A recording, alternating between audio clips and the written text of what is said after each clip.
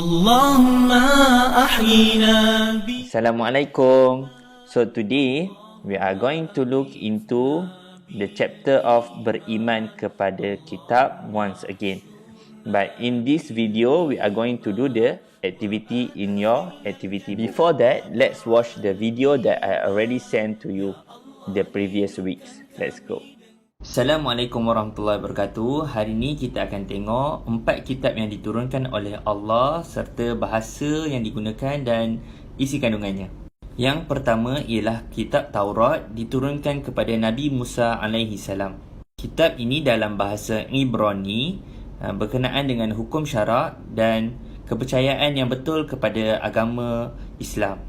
Kedua adalah kitab Zabur. Kitab Zabur diturunkan kepada Nabi Daud alaihi salam. Kandungan kitab ini hanya berkenaan perkabaran, cerita, zikir, doa dan hikmah-hikmah. Kitab ini dalam bahasa Qibti. Yang ketiga ialah kitab Injil diturunkan kepada Nabi Isa alaihi salam. Kitab ini dalam bahasa Suryani dan kandungannya menyeru umat manusia agar mengesakan Allah. Yang keempat, kitab Al-Quran dalam bahasa Arab kepada Nabi Muhammad sallallahu alaihi wasallam. Kongsikan beberapa poin mengenai kitab Al-Quran. Kitab Al-Quran ialah mukjizat terbesar kepada junjungan Nabi Muhammad sallallahu alaihi wasallam. Kitab Al-Quran ini terpelihara daripada zaman Nabi dulu sehingga ke hari kiamat. Syariat dalam kitab Al-Quran khusus kepada umat Nabi Muhammad, namun peringatan di dalamnya meluas kepada seluruh alam. Pelbagai hikmah Al-Quran antaranya panduan hidup, penawar dan ilmu kisah-kisah umat terdahulu. Jadi sebagai umat Islam, kita kena baca Al-Quran dan cuba kita fahami isi kandungannya. Assalamualaikum. Okay everyone, now let's do the activity in the activity book together. Look at this. Take your activity book. Open to page number 9. Okay. Okay, here is page number 9. So let's read the question. Beriman dengan kitab termasuk dalam rukun iman yang ketiga. Okay.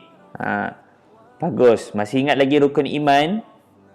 Rukun iman ingat tak? Ingat ada 6 rukun iman. Yang pertama beriman kepada Allah, kedua beriman kepada malaikat, ketiga beriman kepada kitab, keempat beriman kepada Rasul, kelima beriman kepada hari kiamat dan keenam beriman kepada qada dan qadar. Okey.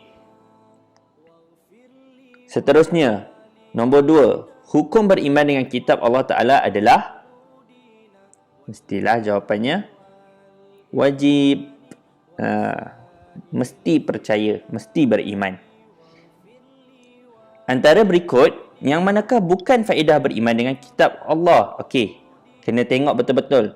Dia kata bukan. Bukan faedah. Ambil highlight. Bukan faedah. Tak nampak. Okey. Jadi yang pertama, patuh kepada perintah Allah Ta'ala, itu faedah. Kedua, suka untuk melakukan amal kebajikan, faedah. Ketiga, sentiasa berada dalam lindungan Allah Ta'ala, juga adalah kaedah. Yang akhir sekali, suka menyalahkan orang lain. Ini bukan faedah. Seterusnya, orang yang beriman dengan kitab Allah Ta'ala akan sentiasa berbangga diri. Tak betul. Kedua, suka menyalahkan orang lain. Tak betul. Okey. 3, sentiasa ingin memajukan diri. Okey, mungkin tidak mendapat rahmat daripada Allah. Betul lah, tidak mendapat rahmat tu. Okey, orang yang beriman dengan kitab Allah Ta'ala akan tidak mendapat rahmat. Salah lah. Okey, salah. Jadi, yang betul adalah jim. Okey. Seterusnya kita buka muka surat 10. Okey, ini adalah muka surat 10. Okey, kita habiskan. Tengok soalan nombor 5. Orang yang tidak beriman dengan kitab Allah akan. Okey, tengok keyword kat situ. Tidak beriman. Orang yang tidak beriman. akan sentiasa merendah diri. Betul ke? Tak betul. Orang yang merendah diri, dia mesti beriman dengan kitab. Sentiasa rajin berusaha. Orang yang beriman dengan kitab, rajin berusaha. Tiada pedoman hidup. Tiada pedoman hidup. Jadi betul, orang yang tidak beriman, tidak percaya pada Al-Quran, mereka tiada pedoman hidup. Akan mendapat rahmat daripada Allah Ta'ala. Itu orang yang beriman. Jadi, tiada pedoman hidup adalah jawapan tepat. Di antara kelebihan Al-Quran ialah, Al-Quran ni dia banyak kelebihan dia, macam yang kita tengok video tadi. Jadi, Al-Quran adalah mukjizat Nabi Musa. Tak betul. Nabi Musa bukan. Nabi Musa, kitab Taurat. Syariat di dalam Al-Quran untuk umat Nabi Muhammad SAW sahaja. Betul. Syariatnya untuk Nabi Muhammad, umat Nabi Muhammad saja. Itu salah satu kelebihan Al-Quran. Al-Quran memansuhkan syariat-syariat dalam kitab sebelumnya. Juga betul. Dia telah memansuhkan syariat yang sebelumnya. Al-Quran menjadi penawar dan ubat penyakit hati sahaja. Tak betul. Selain daripada penawar, Al-Quran juga ada banyak kelebihan-kelebihan yang lain. Jadi, jawapan yang betul ada dua di sini. Ba betul, syariat di dalam Al-Quran untuk umat Nabi Muhammad. Jim pun betul. Quran memansuhkan. Jadi dua ni betul jawapannya. Al-Quran merupakan mukjizat terbesar yang diturunkan kepada siapa? Kepada Nabi Muhammad sallallahu alaihi wasallam.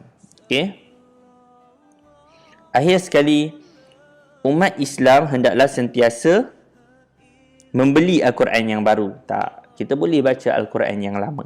Memelihara kesucian Al-Quran. Betul, kita kena sentiasa jaga Al-Quran. Jangan koyak, jangan kotorkan. Membawa Al-Quran. Ini terpulang. Kalau kita bawa, bagus. Tapi kalau kita pergi bersukan, contohnya tak sesuai. Jadi tinggalkan.